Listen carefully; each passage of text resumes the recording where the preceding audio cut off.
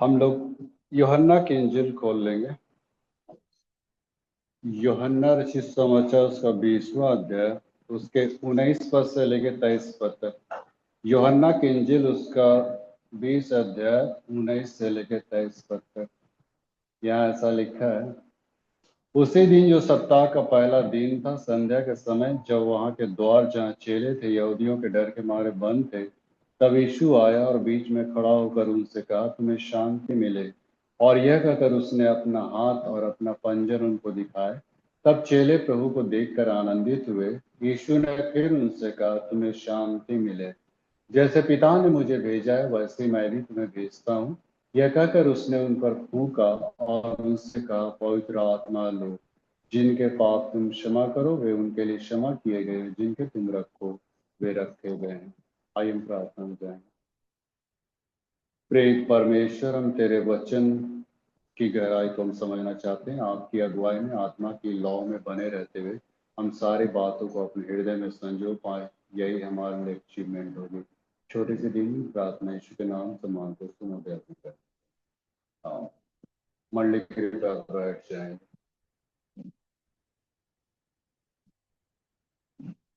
आज हमारे सारे ऑफिस बेयर सब गायब हो गए। नहीं, हाँ, वो सब बाहर गए हैं, पाकुड़, रांची, पोखरिया वगैरह वगैरह। तो खैर, हम लोग आज देखने जा रहे हैं पवित्र आत्मा का वरदान। इस संदर्भ में हम लोग आज बातचीत करेंगे, पवित्र आत्मा का वरदान। हम लोग सभी को जानते हैं कि पवित्र आत्मा जो है ये परमेश्वर का तीसरा रूप है। और पवित्र आत्मा, और ये चीज यूहन्ना 14:18 में यीशु मसीह ने चेलों से कहा था कि मैं तुम्हें अनाथ नहीं छोड़ूंगा। तो चेले लोग भी काफी हरास हो गए थे कि मैं हम लोग के इनके जाने के बाद, हालांकि वो लोग समझ नहीं पा रहे थे जा कहाँ रहे हैं। कई बार ऐसा पजल दे देते थे कि चेले लोग सोल्व करते करते है ना, मैंने उनकी क्या बोले घिग्गी बन जाती थी, या फिर मैंने थोमा तो अपना चुलवे नोच लेता था, है ना, उसका ऐसा सब बतिया सब सुन सुन के। तो प्रभु बोला, हाँ, यूहन्ना 16:7 में बोला कि मेरा जाना तुम्हारे लिए अच्छा है, क्योंकि जब तक मैं न जाऊं तब तक वो पवित्र आत्मा तुम्हारे बीच में नहीं आएगा। तो पवित्र आत्मा देने का यीशु मसीह का यही मतलब मकसद था कि कैसे इंसान मतलब इस पवित्र आत्मा के जरिए आगे बढ़ सकता है। कहा कि अपने आप में तो मतलब अपने आप से तो कुछ कर नहीं पाएगा, लेकिन पवित्र आत्मा उसको कैसे बूस्ट करेगी। तो ये सारी बातों को उन्होंने बताया, और तो बढ़ने के लिए तो हम आज पवित्र आत्मा का तो बहुत सारी चीजें हैं, फल भी है, वरदान भी। तो वरदान की ओर आज हम मुखातिब होंगे, है ना। वरदान की ओर देखने जा रहे हैं कि पवित्र आत्मा का वरदान हमारे जीवन में क्या है, माने परमेश्वर ने क्यों पर पवित्र आत्मा के वरदानों को दिया। तो ये वरदान, इसको अगर हम परिभाषित करें तो परमेश्वर प्रदत्त एक ऐसी अतिरिक्त क्षमता जो मनुष्य के माने सामर्थ से बाहर की बात है। एक लाइन में अगर हम बोले तो परमेश्वर द्वारा दिया गया एक ऐसी सामर्थ है जो मानवीय सामर्थ से कहीं बढ़ के उच्च स्तर तक है। इसको मनुष्य अपने आप से अचीव नहीं कर सकता है। ये परमेश्वर की ओर से मिला गया एक वरदान होता है जो यूनिक टाइप का होता है।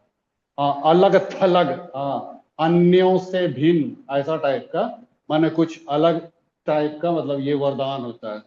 तो वरदान देखिए दोनों तरफ से आता है। एक तरफ एक तो मतलब जन्मजात वरदान भी होता है।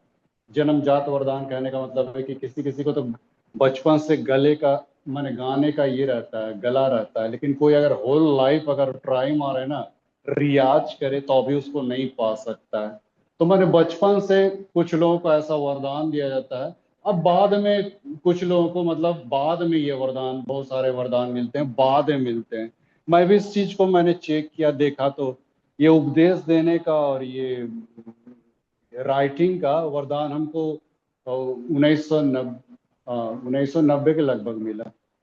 तो पहले ये सब नहीं था। मैं कहना क्या चाहता हूँ, मैं बड़ाई नहीं मार रहा हूँ। इटकी में भी तो लड़की बोली थी कि आपके पास एक तो दान है, क्या जी का दान, तो उपदेश देने का दान। ऐसा करके हम नहीं बोले, तो मैं यहाँ पे सिद्ध क्या करना चाहता हूँ, कुछ तो मैंने बचपन से मिलता है, उसको हम जन्मजात वरदान कह सकते हैं, और दूसरे वरदान है जो बाद में पवित्र आत्मा के जरिए मिलता है। लेकिन हम ये ना कहें कि बचपन से जो मिलता है वरदान वो परमेश्वर की ओर से नहीं है, ऐसी बात नहीं है। सब कुछ परमेश्वर की ओर से प्रोवाइड किया जाता है, परमेश्वर की ओर से, लेकिन ये बाद में फिर पवित्र आत्मा का ये वरदान ये सब परमेश्वर ने देता है। तो देखिए वरदान कई प्रकार के हैं। कई लोग हम लोग सोचते हैं ना पवित्र आत्मा पाने का चिन्ह क्या, अन्य भाषा बोलना, लेकिन इस बात में कोई दम नहीं मित्रों। ऐसा ना समझे कि अन्य भाषा ही पवित्र आत्मा पाने का कोई चिन्ह है। मरकुस 16 अध्याय में दिया हुआ है ना, जो पवित्र आत्मा जिनको मिलेगा अन्य भाषा बोलेंगे, तो वहां तो ये भी लिखता है कि वे जहर भी पी जाएंगे, विष भी चाहेंगे तो कुछ नहीं होगा, और ऐसे लोग सांप को भी हाथ से उठा लेंगे। तो जो ऐसे जो बोलते हैं अन्य भाषा वाले बतिया बोलते हैं, तो उनको बोलिएगा थोड़ा सपवा को उठाइए ना जी, मरकुस 16 में तो लिखा नहीं ठोटकेगा आपको, ऐसा करके बोल दीजिएगा। हाँ, और 20 भी पी जाइए आपको नहीं कुछ होगा, ऐसा टाइप का आप लोग बोल सकते हैं, आर्गुमेंट कर सकते हैं। तो देखिए मित्रों ऐसा कुछ नहीं। अच्छा, बहुत लोग चंगाई सोचते हैं कि चंगाई चंगाई चंगाई, तो ऐसा भी नहीं है। बाइबल क्या कहती है, पहला कुरिन्थ 12:4 में लिखता है आत्मा एक ही है और वरदान कई प्रकार के हैं। हाँ, वहां पे नहीं लिखता कि एक ही प्रकार के हैं। आज हर तीसरा व्यक्ति चंगाई करता फिर रहा है, ऐसी बात नहीं है। अभी परसों हम लोग का यहाँ पे दुर्गापुर बुलाया गया था। बंगाल में जो हिंसा हो रही है ना, उसके कैसे प्रिकॉशन हम लोग बरते हैं, तो उस संदर्भ में बहुत सारे कुछ को बताया गया, वहां पे टिप्स बताया गया। और उन्होंने भी कहा, बिशप साहब ने ये कहा कि चंगाई की ओर आपका ध्यान ना जाने पाए। बहुत सारे लोग ऐसे आते हैं बाहरी पर्सन्स, जो मतलब ये चंगाई के कर्म में बहुत कुछ मतलब ये कर सकते हैं, तो आपका चर्च प्रभावित होगा, फिर हमको मत बोलिएगा। तो चंगाई की ओर ये ना करें। कोई भी अगर मान लीजिए आ रहा है चर्च, बपतिस्मा पाना चाहते, ये पाना चाहता है, उसको पहले वचन से अभिभूत कीजिए, हाँ वचन से मामूर कीजिए, वही उनका कहने का मतलब था। तो देखिए मित्रों, ये जो कॉरस्मेटिक टाइप का जो होता है ना, उससे थोड़ा सा सावधान रहिएगा। ये सब चंगाई चिन्ह चमत्कार ये सब हम लोग एक दिन और हम लोगों ने बताया था बहुत पहले, चिन्ह चमत्कार चंगाई है, उसकी ओर हम लोग नहीं जा रहे हैं, हम लोग सिर्फ वरदान की ओर रहेंगे। तो खैर ये सारी बातें हम लोग के लिए आज बहुत मैंने संभल के चलने वाली बात है। तो पवित्र आत्मा जो वरदान देता है, ये वरदान मतलब इंसान के खुद के लिए नहीं है मित्रों। कई बार हम लोग पवित्र आत्मा के वरदान को अपने क्रेडिट पाने के लिए यूटिलाइज करते हैं। खबरदार रहेगा मित्रों। हाँ, प्रभु ने आपको गला दिया है, बजाने की ये दिया, तो इसका मतलब ये नहीं, या फिर और भी कुछ बहुत। देखिए वरदान तो कई प्रकार के हैं, इसमें तो दो मत नहीं है। यहाँ पे तो 9 प्रकार, पहला कुरिन्थी 12 अध्याय में 9 प्रकार का 9 प्रकार का वरदान है। फिर आपके एफिसी 4 अध्याय में वहां पे किसी को प्रेरित, किसी को भविष्यद्वक्ता, किसी को शिक्षक, किसी को कुछ कुछ कुछ कुछ है ना। तो ये सब वरदान बहुत सारा कुछ दिया गया, लेकिन ये जितने भी वरदान दिए गए ये अपने आप को प्रोमोट करने के लिए नहीं है। हाँ, कभी कभी है ना रेवरेंड कमल बादल खाल को, हाँ, अपना प्रोमोट करता है कि देखो भैया मेरा गला कितना अच्छा। अच्छा, प्रभु देगा थुपिया देगा धर के, है ना।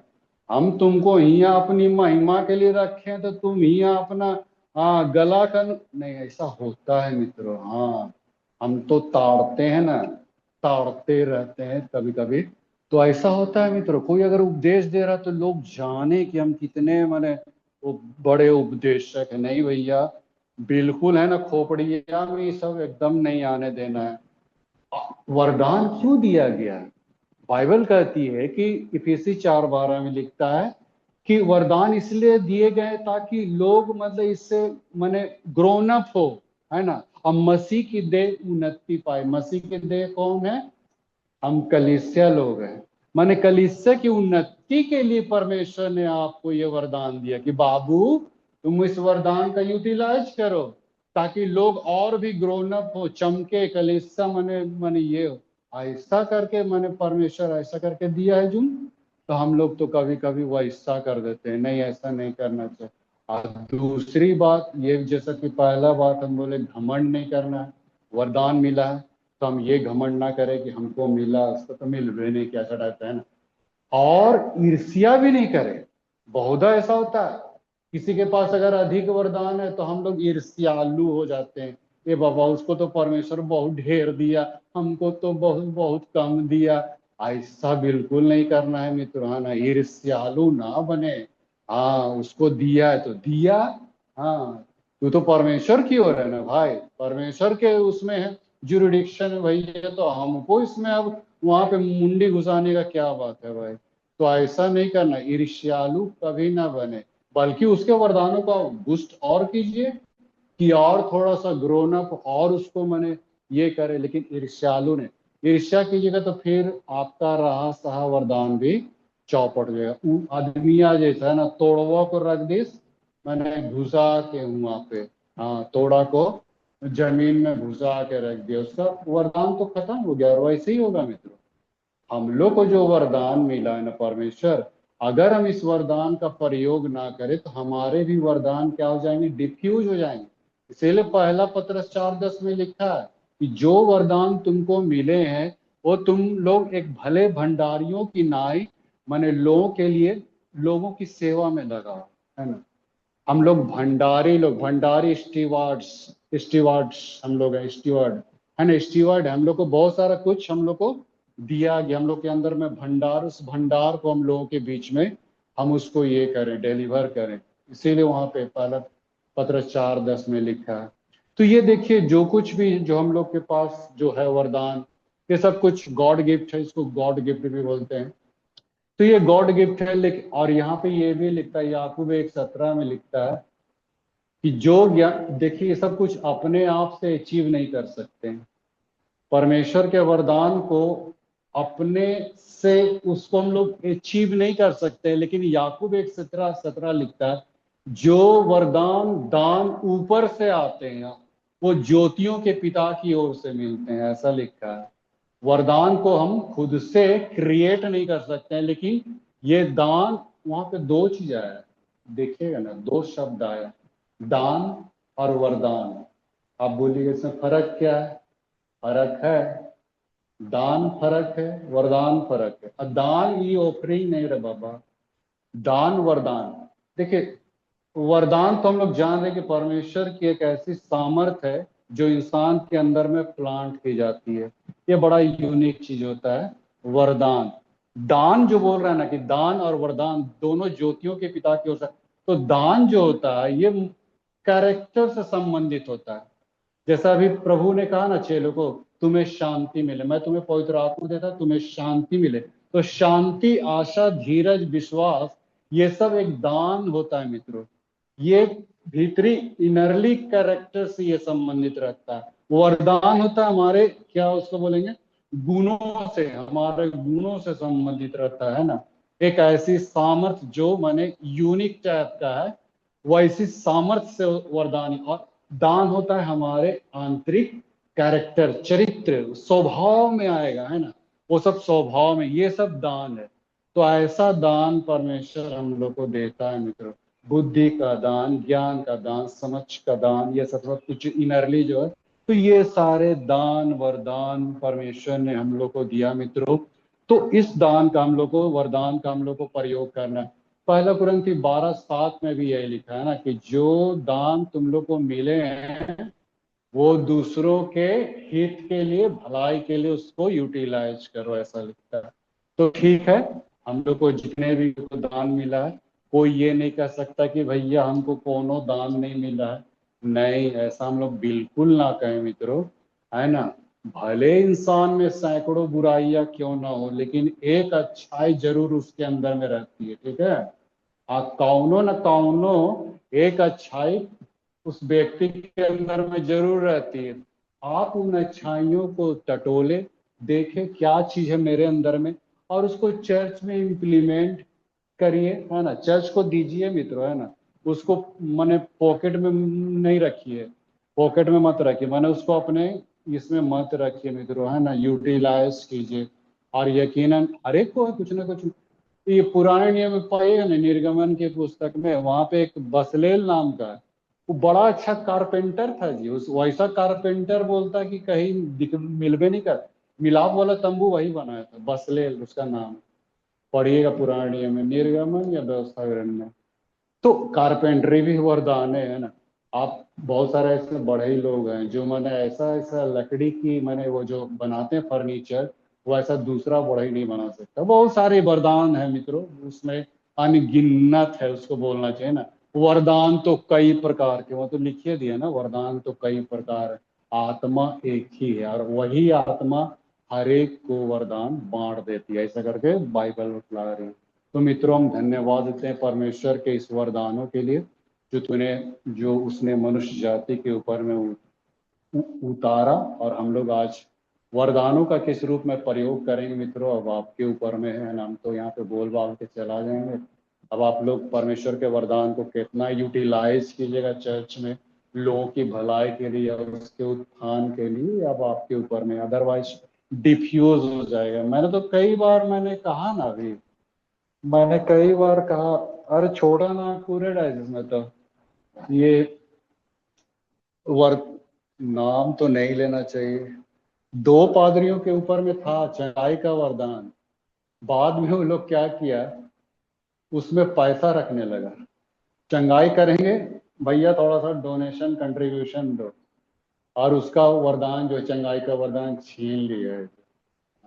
दो पादरी था वहां पे छोटा नागपुर में जिनको चंगाई का वरदान मिला। तो ये सब थोड़ा सा ध्यान दीजिएगा मित्रों, कभी भी उसको पैसों से मत तोलिएगा, नहीं तो पतरस गरियाएगा है ना, समौन टोना को गरियाए ना। तुम परमेश्वर के दान को पैसों से तोड़ना चाहते बाबू, देंगे अभी तुमको। ऐसा तो नहीं बोला, लेकिन हाँ बोला कि परमेश्वर तुमको मारेगा, हाँ परमेश्वर ठोकेगा। तो गनीमत है, समौन उस जगह क्षमा मांग लिया। तो परमेश्वर के दान को हम कभी पैसों से ना तौले मित्रों, है ना। परमेश्वर ने जो वरदान दिया एकदम मुफ्त भेंट है ना, कौनो हमने इसमें कौनो एक भी इन्वेस्टमेंट नहीं किया, एकदम फोकट में दे दिया भैया, है ना। गिफ्ट कहते हैं फोकट में एकदम दिया जाना। तो परमेश्वर की ओर से आपको फ्री ऑफ कॉस्ट मिला है मित्रों, और इस दान को आप भुनाइए यहाँ पे, है ना, चर्च में भुनाइए लोगों के भलाई के लिए, और वही आपके लिए आपको भी आशीष मिलेगी। नहीं, आप दूसरे लोग तो आशीषित होंगे ही होंगे, आपको भी आशीष मिलेगी। परमेश्वर आपके घर परिवार सगरों आशीष देगा, है ना। ऐसा होता है मित्रों। हाँ, तो ये चीज आप लोग अपने जीवन में हमेशा किया कीजिए। सो आइए हम लोग दुआ में लगे। प्रिय परमेश्वर, हम तेरे वचन के लिए धन्यवाद देते हैं, वरदान के लिए धन्यवाद देते हैं पिता कि तूने इस वरदान को हमारे बीच में उतारा है पिता, ताकि इस वरदान को लोगों के बीच में हम प्रकट करें, प्रोड्यूस करें, प्रमोट करें, ताकि ये पूरी का हिस्सा एक उन्नति के रास्ते पे और भी चलने के लिए। यही तो उससे हम गुजारिश करते हैं। छोटी सी दीनी प्रार्थना यीशु के नाम से मांगते हैं।